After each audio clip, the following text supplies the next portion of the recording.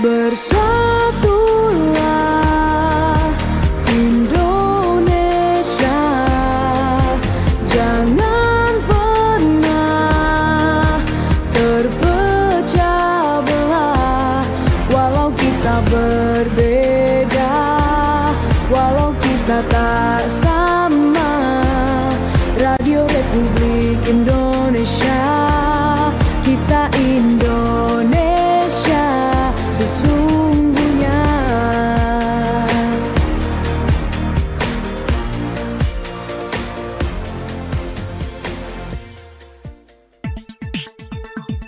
Berita pagi, berita pagi.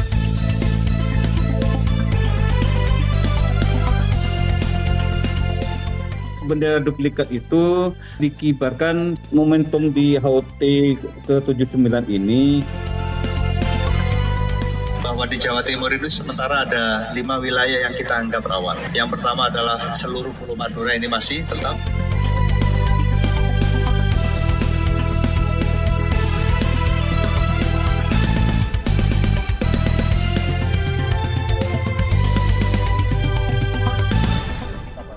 Selamat pagi pendengar, tepat pukul 6 waktu Indonesia Barat, saatnya kita ikuti Berita Pagi edisi hari ini, Sabtu 17 Agustus 2024. Bersama saya Ririn Rizkyanti, inilah Buletin Berita Pagi selengkapnya.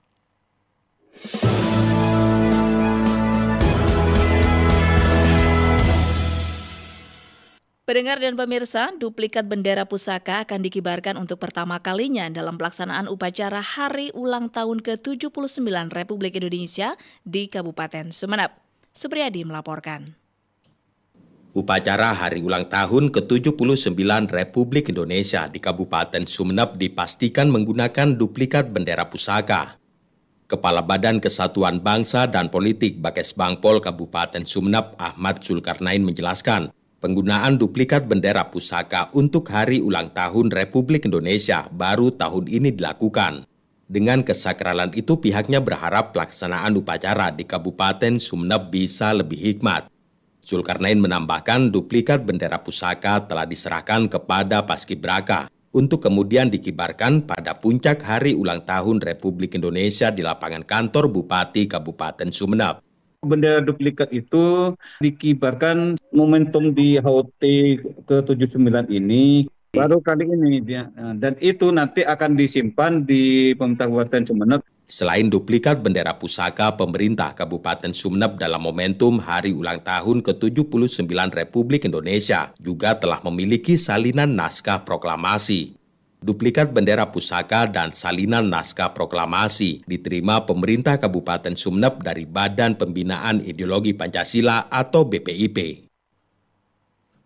Pada 17 Agustus 2024, masyarakat Indonesia memperingati Hari Ulang Tahun ke-79 Kemerdekaan Republik Indonesia. Ini merupakan momen bersejarah yang selalu dinantikan setiap tahunnya. Menurut Ketua Madura Millennial Institute Muhammad Aliful Muhlis, kemerdekaan ini bukan warisan yang diterima begitu saja, tetapi murni hasil perjuangan para pahlawan. Kemerdekaan bukanlah sesuatu yang kita warisi begitu saja, tapi kemudian itu murni hasil dari perjuangan para pendahulu-pendahulu pahlawan-pahlawan kemerdekaan. Kalau saja mereka tidak berjuang waktu itu, maka mungkin saja kita hari ini tidak merasakan kemerdekaan. Oleh karena itu, Muhlis mengajak para pemuda di daerahnya untuk tidak hanya menjadi penikmat sejarah, tetapi menjunjung tinggi nilai-nilai kemerdekaan. Menurut Muhlis, pemuda harus menyumbangkan ide, energi, serta memaksimalkan potensi dan kreativitas untuk menciptakan perubahan positif dalam masyarakat dan bernegara. Dia menerangkan pemuda harus terlibat aktif dalam membangun masa depan bangsa, terutama di bidang pendidikan dan ekonomi. Pendengar dan pemirsa, berikut komentar dan harapan masyarakat dalam momentum Hari Ulang Tahun ke-79 Kemerdekaan Republik Indonesia.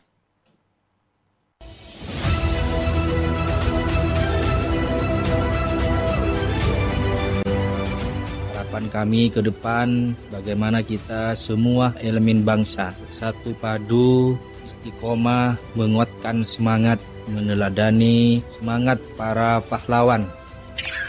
Selamat Hari Ulang Tahun Kemerdekaan Republik Indonesia. Harapan saya sebagai warga negara, tentu yang harus terwujud saat ini adalah keadilan sosial bagi seluruh rakyat.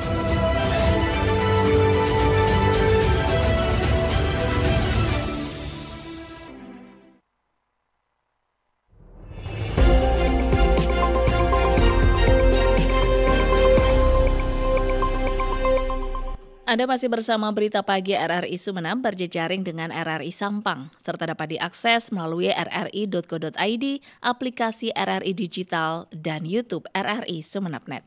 Kami beralih ke informasi lain. Terdapat korelasi dan semakna pada tagline Pilkada Serentak milik KPU Sampang dengan KPU Jatim. Alvin Wari melaporkan.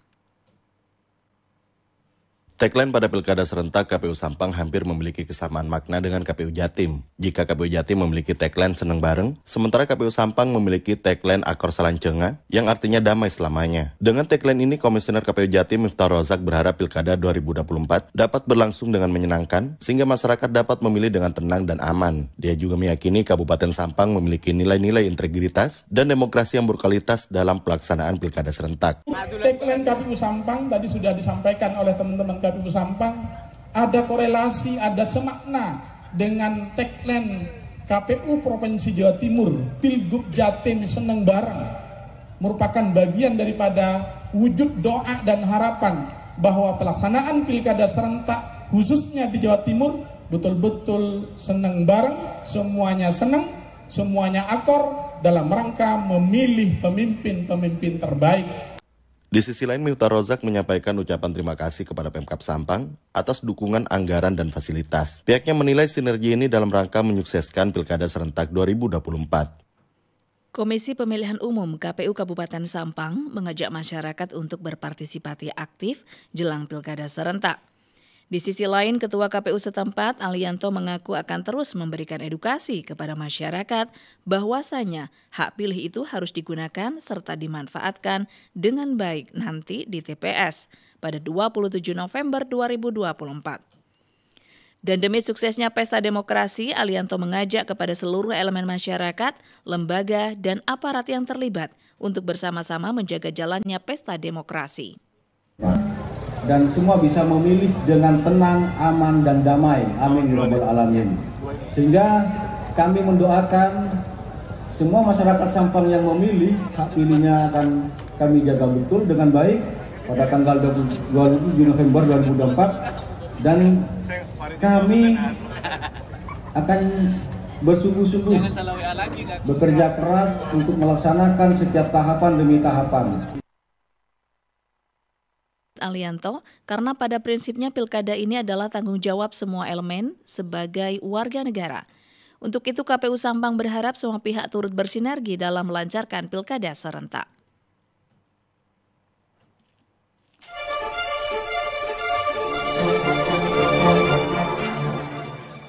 Pendengar dan pemirsa, setelah menyelesaikan sengketa di Mahkamah Konstitusi (MK), KPU Bangkalan menetapkan 50 calon terpilih anggota Dewan Perwakilan Rakyat Daerah DPRD Kabupaten Bangkalan hasil pemilu 2024. Berikut Miftahul Umar melaporkan. Sebanyak 50 calon anggota Dewan Perwakilan Rakyat Daerah Kabupaten Bangkalan terpilih hasil pemilu 2024 resmi ditetapkan oleh Komisi Pemilihan Umum Kabupaten setempat. Komisioner Komisi Pemilihan Umum Kabupaten Bangkalan Biharudin Jumat 16 Agustus 2024 mengatakan dengan sudah ditetapkannya calon terpilih anggota DPRD tahapan pemilu 2024 sudah selesai. Kedepan akan fokus untuk pemilihan kepala daerah, bupati dan wakil bupati dan gubernur, wakil gubernur Jawa Timur. Akhir bulan Agustus 2024 akan memasuki tahapan pendaftaran bakal calon. Dari 50 anggota DPRD dari masing-masing peserta partai politik itu semuanya sudah lengkap. Sudah resmi ditetapkan dan bisa dilantik. Berakhir dari pemilu yang legislatif dan presiden yaitu sudah selesai. Dianggap dinyatakan sudah selesai karena sudah ditetapkan. Ia menambahkan dalam penetapan calon terpilih anggota Dewan Perwakilan Rakyat Daerah ada keterlambatan jadwal dari yang ditetapkan tanggal 31 Juli 2024 karena masih menunggu penyelesaian sengketa di Mahkamah Konstitusi. Ia berharap kepada semua anggota DPRD terpilih yang akan segera dilantik bisa memberikan manfaat kepada masyarakat khususnya di daerah pemilihan masing-masing serta amanah. Sebanyak 11 partai politik resmi menduduki kursi DPRD Pamekasan periode 2024-2029 setelah hasil pemilu 2024 ditetapkan oleh Komisi Pemilihan Umum KPU setempat. Selengkapnya dilaporkan Purnama Iswantoro. Komisi Pemilihan Umum KPU Kabupaten Pamekasan menetapkan perolehan kursi, partai politik, dan calon terpilih anggota DPRD Kabupaten Pamekasan hasil pemilu 2024 melalui rapat pleno terbuka di Hotel Azana, Kamis 15 Agustus 2024. Rapat pleno itu dihadiri perwakilan partai politik peserta pemilu serta jajaran Forkopimda dan Badan Pengawas Pemilu setempat. Sebanyak 11 parpol mendapatkan kursi legislatif untuk periode 2024-2029 dari 5 daerah pemilihan. Komisioner KPU Pamekasan Divisi Teknis Atajul Arifin mengungkapkan, pihaknya baru menetapkan anggota DPRD terpilih karena sempat menghadapi gugatan perselisihan hasil pemilihan umum PHPU di Mahkamah Konstitusi. MK memerintahkan KPU Pamekasan untuk melakukan penghitungan ulang di beberapa tempat pemungutan suara dan sudah ditindaklanjuti. Hasilnya juga telah disampaikan ke KPU Provinsi Jawa Timur dan diteruskan ke KPU RI dan MK. MK ini baru membalas surat kita itu di tanggal 11 kemarin. Maka berdasarkan surat balasan dari MK itu tidak ada gugatan di Provinsi Jawa Timur dan kabupaten di daerahnya itu bisa menetapkan. Turunlah surat dinas nomor 1592 dari KPU RI memerintahkan kita untuk segera melaksanakan penetapan maksimal 3 hari dan kita baru hari kedua sudah melaksanakan itu. Lanjut Tajul merinci, PKB memperoleh 7 kursi, Gerindra 2 kursi, PDIP 2 kursi, Golkar 3 kursi, Nasdem 4 kursi, Gelora 2 kursi, PKS 4 kursi, PAN 1 kursi, PBB 6 kursi, Demokrat 7 kursi, dan P3 7 kursi. Gubuk kumuh yang ditempati Nenek Supradani, 75 tahun, pensiunan guru di Jalan Agus Salim di Kelurahan Banyuanyar, Kecamatan Kabupaten Sampang, Madura, ternyata tempat lahir pahlawan nasional Halim Perdana Kusuma. Berikut laporan Khairul Umam.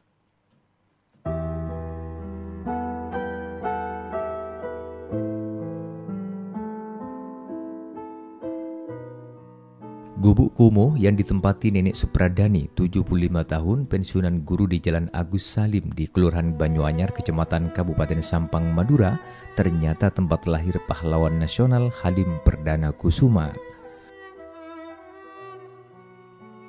Perempuan berusia 75 tahun itu merupakan pensiunan guru sekolah dasar sejak awal tahun 2004. Namun malah tinggal di gubuk beratapkan terpal dan berdinding kayu yang dilapisi karung.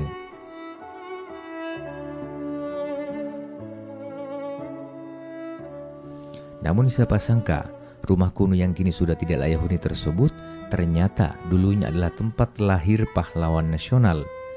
Sosok pahlawan yang namanya diabadikan menjadi nama Bandara Halim Perdana Kusuma itu lahir di Sampang pada 18 November 1922.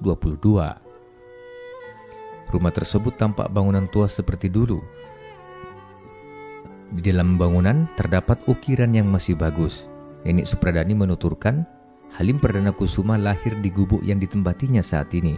Jika dilihat dari silsilah, dirinya merupakan cicit dari Halim Perdana Kusuma. Dulu kan Halim Perdana Kusuma itu kaitannya darah daging dari ibu saya Sumenep. Sedangkan ayah saya dari Pak Nur, gubernur. Nah, terus saya ke Sumenep.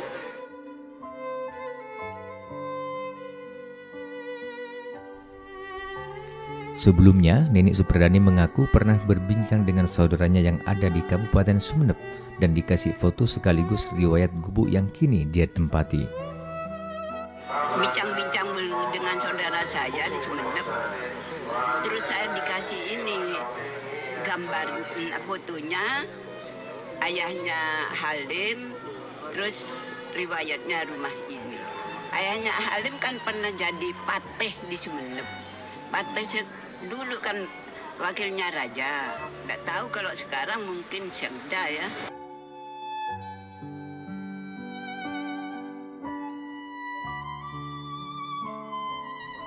Sementara warga setempat Muhammad Sukron membenarkan bahwa Nenek Supradani sudah lama tinggal di rumah bersejarah itu. Memang Nenek Suparandi sudah lama tinggal di rumah bersejarah, yakni tempat lahir pahlawan Halim Perdana Kusuma. Sayang rumah itu tidak mampu diperbaiki, sehingga banyak yang rusak. Jadi kami sangat prihatin dengan kondisinya yang hidup sebatang kara.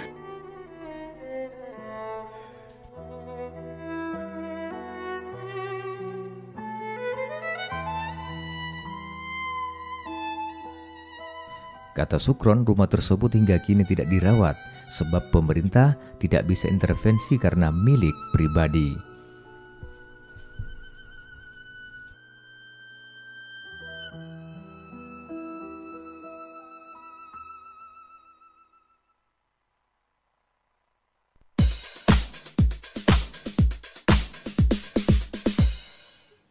Pendengar dan pemirsa, 2 atlet pencaksilat binaan Perguruan Silat Nasional PSN Perisai Putih Cabang Sumeneb diproyeksikan menjadi bagian dari kontingen silat Kota Keris pada Pekan Olahraga Provinsi Porprov Jatim 2025 mendatang. 2 atlet itu masing-masing Noval dan Nanda. Imam Syafi'i, Ketua PSN Perisai Putih Cabang Sumeneb mengungkapkan, Noval dan Nanda adalah atlet binaannya yang berprestasi. Sebelum ini keduanya berhasil meraih medali pada ajang kejuaraan kabupaten Kejurka Pencaksilat yang diselenggarakan oleh Ikatan Pencaksilat Indonesia (IPSI). Menurut Imam, Kejurkap yang digelar oleh IPSI ini merupakan ajang seleksi untuk Porprov. Sebagai tindak lanjut, 2 atletnya ini menjalani pembinaan di IPSI sebagai persiapan jelang Porprov.